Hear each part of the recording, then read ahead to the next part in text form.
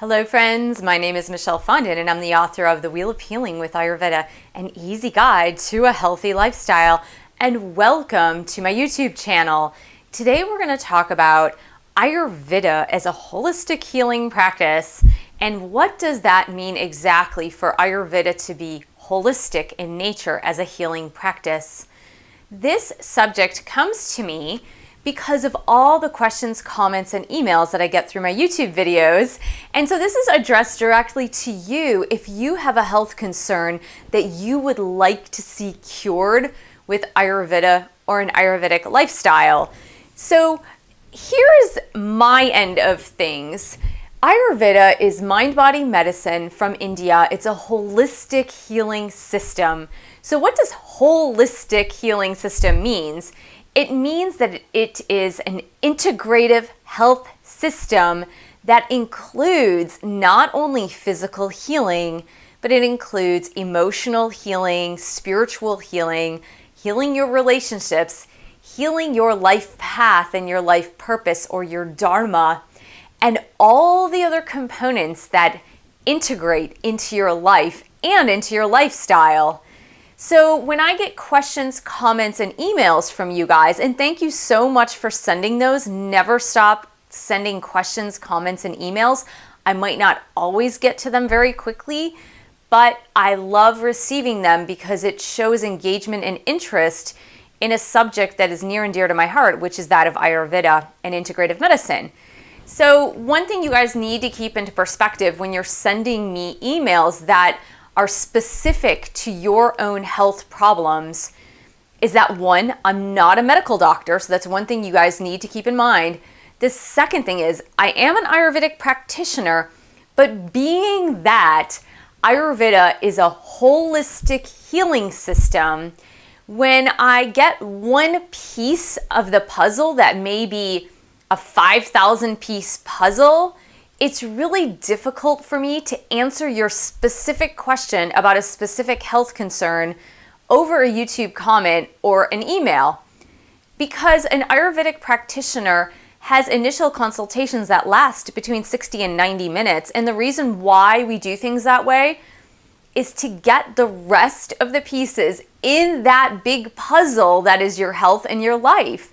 So if you've lived on this earth 20, 30, 40, 50, 60 years, there's a lot of pieces to your life. There's a lot to your life. It's not just about the singular symptoms that you're experiencing. It's a lot more than that. And it's really difficult for an Ayurvedic practitioner to get the full view of what's going on in your health and your life when you list one or two symptoms that are going on. Not to mention that outside of an Ayurvedic consultation, it's extremely irresponsible for me to answer your specific health question based on such little information. So what's the solution there after that? You can always get a consultation with an Ayurvedic practitioner. I personally do consultations if you live far away from my location, which right now is Herndon, Virginia. In a few months, it'll be near Los Angeles, California.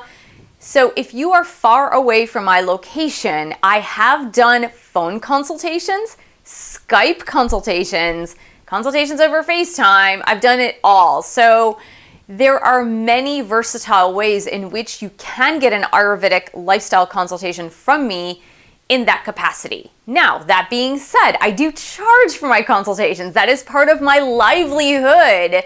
What I offer to you on YouTube is free.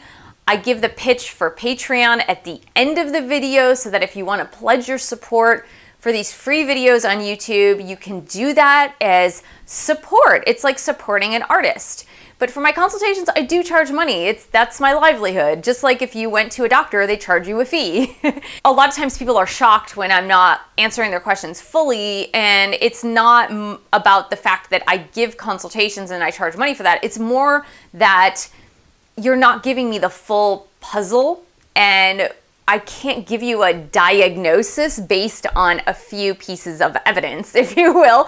It's almost like if you went to a psychotherapist and you're having trouble with your boyfriend and you go to that psychotherapist and you have an hour-long consultation or therapy session with that therapist.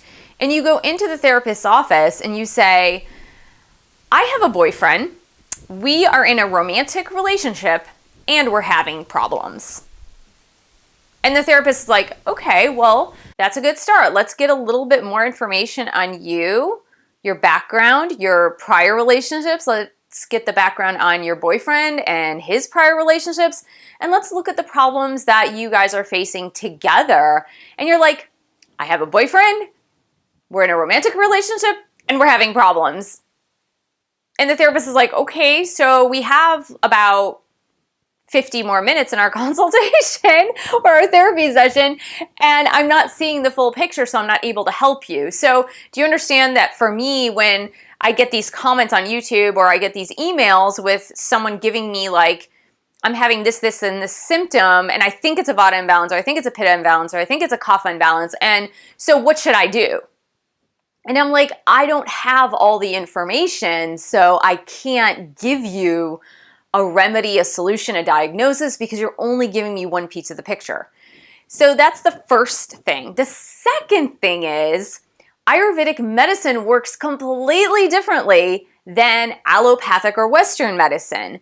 So where allopathic or Western medicine is unique in the way that it focuses on symptoms, uniquely it focuses on symptoms. And with those symptoms, you're given a remedy, and it's usually a prescription pill. Rarely is it a lifestyle change. So when people ask me remedies based on their symptoms, they're treating Ayurveda allopathically, and that's not the way a good Ayurvedic practitioner practices Ayurveda. They're not going to practice Ayurveda allopathically. So if you expect an Ayurvedic practitioner to just give you an herb or an herbal remedy in order to cure your ailments, that's not a good practitioner, because a good practitioner is going to look at the picture holistically, and they're really going to try to get to the root cause of the imbalance and the problem so that you can create better health and stop disease in its tracks. So really that's what it's about. It's not about treating Ayurveda allopathically. And a lot of times when you self-treat or you try to figure this out just based on like YouTube videos or based on information that you're reading, again, you're not an expert in Ayurveda unless you are. And so you're not seeing the entire picture, not to mention that we're not very good at self-diagnosing. So, we can self-diagnose to correct lifestyle behaviors and patterns, but when it comes to full-blown disease, even doctors go to doctors for full-blown disease. So there you go. So the second solution would be, I've written 4 books to help you delve into holistic healing. So if you don't have the monetary means to get an Ayurvedic consultation, if that's not something that interests you, but Ayurveda interests you or integrative health interests you, I've written 4 books on the matter, and these books are outlined so that you can get on track to better health very specifically. So the way I've written all of my books is a very specific way that you can get to better health. It's completely outlined, it's completely dummy proof, and I did it that way because I know what it's like to be ill and not have solutions. So the first book and series that I wrote was The Wheel of Healing with Ayurveda, An Easy Guide to a Healthy Lifestyle, and the companion workbook, that the workbook helps you get deeper into the process of healing with Ayurveda. And I also have an audio program that includes CDs and a workbook with those CDs that is, again, it's helping you to dig deeper into your own health. Then I published Enlightened Medicine on Integrative Health, where the first part of the book talks about allopathic medicine and the development of allopathic medicine in the realm of other medical systems. And the whole second 2/3 of the book is about how do you do this? How do you heal through holistic healing? There you go. So really outlined very, very well. And then the latest book, Chakra Healing for Vibrant Energy, Exploring Your 7 Energy Centers with Mindfulness, Yoga, and Ayurveda. Again, I specifically outline how to do energetic healing and physical healing and emotional healing through the chakras. So I know it's easy to want shortcuts. I understand that. It's human nature to want shortcuts and to be like, oh, I have this symptom, this symptom, this symptom. I just want a solution now. And oftentimes the solution now is that's not the way holistic health works. It's not solution now. It's like, let's look deeper at the problem. Let's see where this problem is actually coming from. And let's see where we can heal that and make lifestyle changes and changes in your behavior, changes in your choices so that you can heal on a much deeper level than just saying, I've got these symptoms, I want something now. So I hope you guys understand that a little bit better. Again, you can continue your questions, but just know that if you are asking me specific health questions, that I'm not going to answer you in a specific health question way. I might say to you, oh, this looks like it could be a Vata problem, or it looks like it could be a Pitta problem.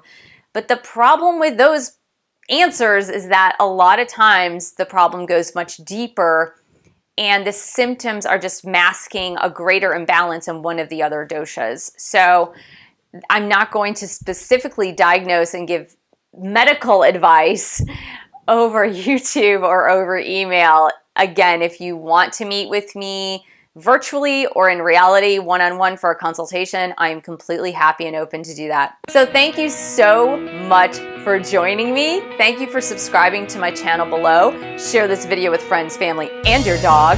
And please continue to pledge your support on Patreon. I couldn't do this without you. www.patreon.com/Michelle S. Fondin. And I will see you in the next video.